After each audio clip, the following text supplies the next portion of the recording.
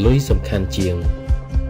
លោក Winston Churchill ជារដ្ឋបុរសរបស់អង់គ្លេសជាអ្នកដឹកនាំប្រទេសអង់គ្លេសពុះពៀយកជ័យជំនះលើពួកអ៊ីតាលីនៃអាល្លឺម៉ង់ក្នុងសង្គ្រាមលោកលើកទី2ក្រោយពេលលាលែងពីមុខតំណែងជាអ្នកដឹកនាំប្រទេសគាត់ក៏រស់នៅតាមបែបមនុស្សសាមញ្ញធម្មតាថ្ងៃមួយគាត់ត្រូវធ្វើអត្ថាធិប្បាយឲ្យប្រជាជនអង់គ្លេសស្ដាប់តាមរយៈវិទ្យុស្ថានីយ៍ BBC ក្រោយពីពិសាអាហារពេលល្ងាចគាត់ក៏បានស្លៀកពាក់រៀបចំចេញពីផ្ទះហើយហៅតាក់ស៊ីដើម្បីធ្វើដំណើរទៅស្ថានីយ៍វិទ្យុនេះដោយសារតែគាត់ជាអ្នកធំអង់គ្លេសតែពេលនោះអ្នករត់តាក់ស៊ីបានបដិសេធដោយមិនដឹងថាគាត់ជានរណាហើយក៏ប្រាប់ទៅគាត់វិញថាសឺសូមទោសខ្ញុំប្រញាប់ទៅស្ដាប់លោក Churchill គាត់នឹងធ្វើសេចក្តីថ្លែងការណ៍នៅតាមវិទ្យុខ្ញុំមិនអាចជូនលោកទៅបានទេឮដូច្នេះលោក Churchill រីករាយក្នុងចិត្តជាខ្លាំង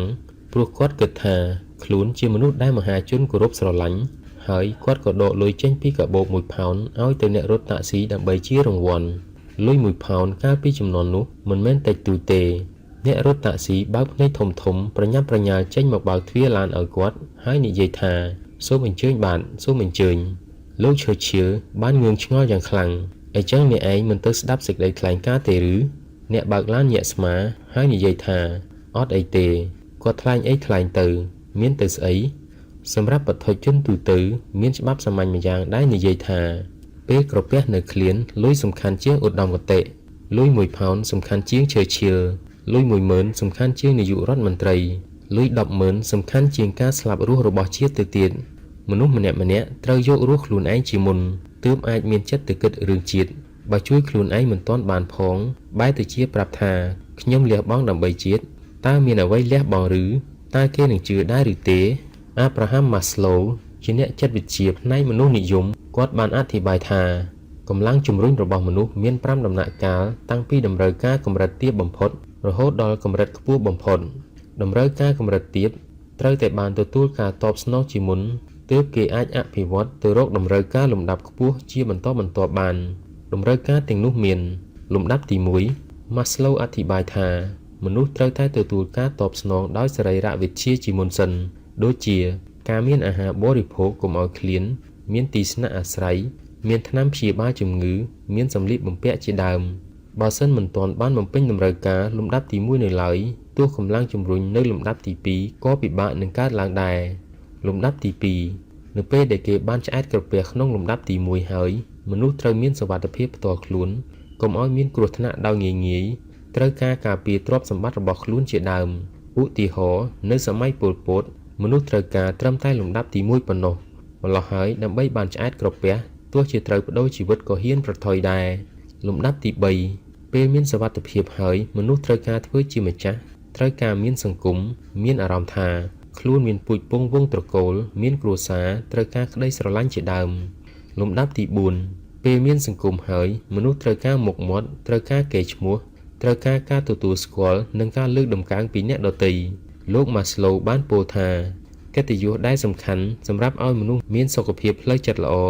គឺការគោរពស្រឡាញ់ខ្លួនឯងនិងការឲ្យតម្លៃពិតដែលអ្នកដទៃទទួលស្គាល់មិនមែនជាតម្លៃសើសើរឬតម្លៃคล้ายៗនោះឡើយ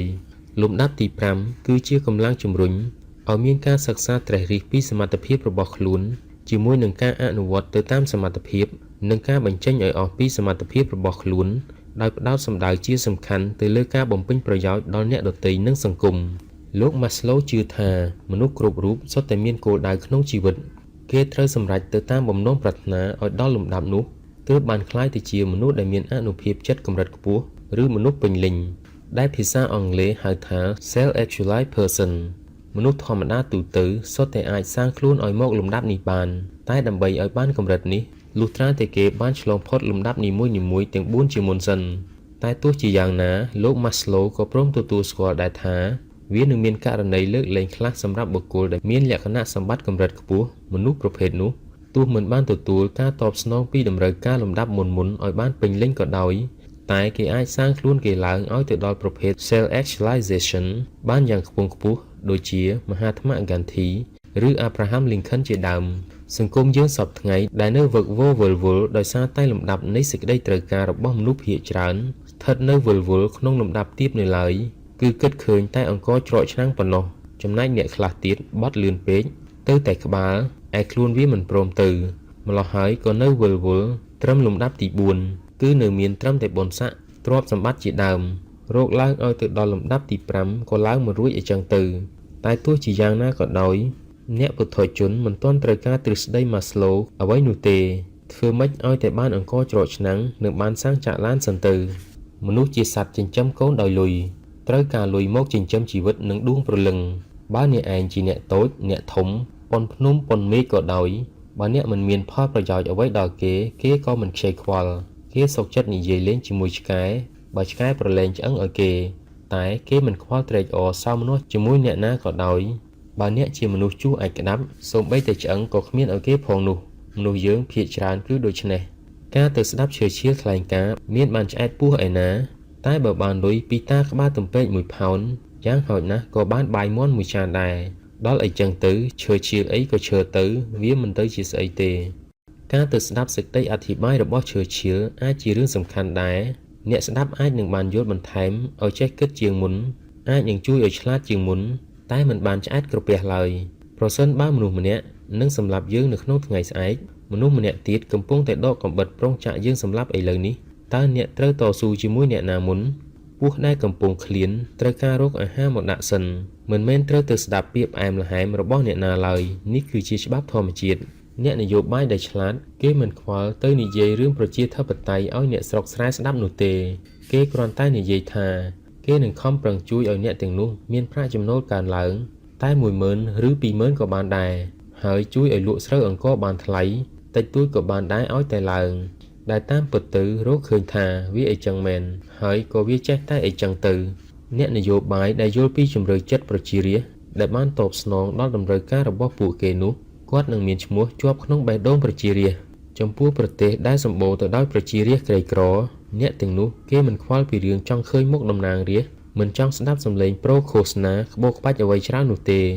គាត់ត្រូវការត្រឹមតែក្រដាសប៉ុន្មានសន្លឹកប៉ុណ្ណោះគេត្រូវការតែប៉ុណ្ណឹងឯងហើយបានត្រឹមតែប៉ុណ្ណឹងរហូតទៅតែចំពោះលោកអ្នកដែលមានបញ្ញាខ្ពង់ខ្ពស់តើលោកអ្នកគួរទទួលបានតែប៉ុណ្ណឹងដែរឬទេការជួយឲ្យមនុស្សបានរស់រាប់ថាជាបុណ្យមួយទោះដោយសុទ្ធចិត្តឬដើម្បីផលប្រយោជន៍អ្វីមួយក៏ដោយប៉ុន្តែការជួយមនុស្សឲ្យមានមធ្យោបាយនិងចេះរស់នៅដោយខ្លួនឯងមានបញ្ញាសម្រាប់ដឹកនាំជីវិតខ្លួនឲ្យបានប្រសើរឡើងនោះគឺជាបុណ្យដែលមានតម្លៃជាអមតៈសេះរបស់ព្រះអង្គម្ចាស់រឿងនិទានរបស់អារ៉ាប់មួយបានដំណាលថាព្រះអង្គម្ចាស់មួយអង្គត្រូវការសេះមួយក្បាលដើម្បីធ្វើដំណើរឆ្លងកាត់វាលខ្សាច់ព្រះអង្គបានឲ្យអាមាត្យដើរស្រាវជ្រាវរកតាមស្រុកភូមិនានាអាមាត្យក៏បានរកឃើញសេះល្អពីរក្បាលពីម្ចាស់2នាក់ជាធម្មតាម្ចាស់របស់សេះមិនចង់ឲ្យសេះរបស់គេត្រូវរឹបអូសនោះឡើយព្រះអង្គម្ចាស់បានមានបន្ទូលទៅគេទាំងពីរថាយើងត្រូវការសេះតែមួយទេបើសេះអ្នកណារត់បានលឿនជាងគេយើងនឹងយកសេះនោះទៅអាមាត្យឮដូច្នេះក៏ជំទាស់ថាបើព្រះអង្គសម្រេចយ៉ាងនេះ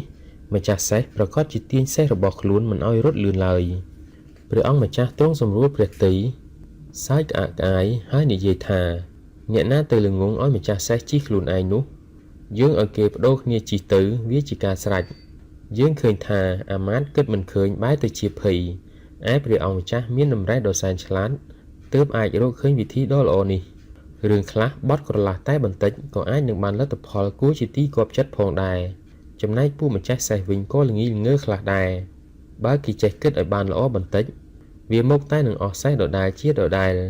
គួរឲ្យដោសម្រួលតែម្ដងទៅវាមិនល្អទេឬស្ដេចចង់បានសេះព្រះអង្គជាស្ដេចផែនដីបើយើងសុខចិត្តដោយស្រួលហើយចងចំណងមេត្រីឲ្យល្អតែម្ដងទៅធ្វើឲ្យព្រះអង្គសពព្រះទ័យទោះបីជាត្រូវបាត់បង់សេះក៏ដោយយ៉ាងហោចណាស់ក៏យើងបានចំណងមេត្រីពីព្រះរាជាមកវិញដែរនេះក៏រាប់ថាជាប្រការល្អម្យ៉ាងទៅហើយអ្វីដែលឲ្យទៅគេហើយអ្នកមិនគួរបង្ហាញពីភាពសោកស្ដាយនោះឡើយវាធ្វើឲ្យអ្នកទទួលមានភាពល្អក់កកក្នុងចិត្តដែលខ្មែរយើងតែនិយាយថាកំពប់បុណ្យនោះឯងស្ដេចផែនដីដែលទោះជាព្រះអង្គមានអំណាចយ៉ាងណាក៏ដោយការដែលព្រះអង្គបានទទួលអ្វីដោយសុទ្ធចិត្តពីប្រជារាស្ត្រព្រះអង្គក៏សពព្រះទ័យជាជាងការទទួលទាំងបង្ខំដែរប្រការនេះវាកាន់តែធ្វើឲ្យព្រះអង្គមានព្រះទ័យសន្តោសកាន់តែខ្លាំងមកលើម្ចាស់សេះទៅវិញទេហើយថ្ងៃក្រោយទៅទៀតបើអ្នកនោះមានអាសន្នអន់ក្រអ្វីត្រូវពឹងស្ដេចវិញវាក៏មុខជានឹងមានការងាយស្រួលជាងធម្មតាដែរ ធ្វើបែបនេះវាមិនល្អទេឬហេតុនេះអ្នកគួរទម្លាប់ចិត្តខ្លួនឯងឲ្យបានល្អអំពីការឲ្យ 1. ឲ្យដោយចិត្តចង់គឺការឲ្យដោយសុទ្ធចិត្ត 2. ឲ្យដោយការចាំបាច់ដោយសារតែការក្នុងចិត្តមិនបាននឹកឃើញថាឲ្យទេតែកាលៈទេសៈវាតម្រូវថាត្រូវតែឲ្យក្នុងករណីនេះអ្នកគួរតែទម្លាប់ចិត្តឲ្យទៅជាវិធីឲ្យដោយសុទ្ធចិត្តផងចុះទោះជាយ៉ាងណាអ្វីដែលអ្នកឲ្យដោយសុទ្ធចិត្តវានឹងធ្វើឲ្យរូបអ្នកមានសេចក្តីសុខក្នុងចិត្តដោយពិតប្រាកដវីរភាពពិតប្រាកដក៏មិនមែនជាបំណងប្រាថ្នាដ៏អស្ចារ្យសម្រាប់ឈាននាំមុខគេគ្រប់គ្នានោះឡើយតែគឺជាបំណងប្រាថ្នាដ៏បរិសុទ្ធក្នុងការជួយឈឺឆ្អាលដល់អ្នកដទៃទោះជាតាមវិធីណាក៏ដោយ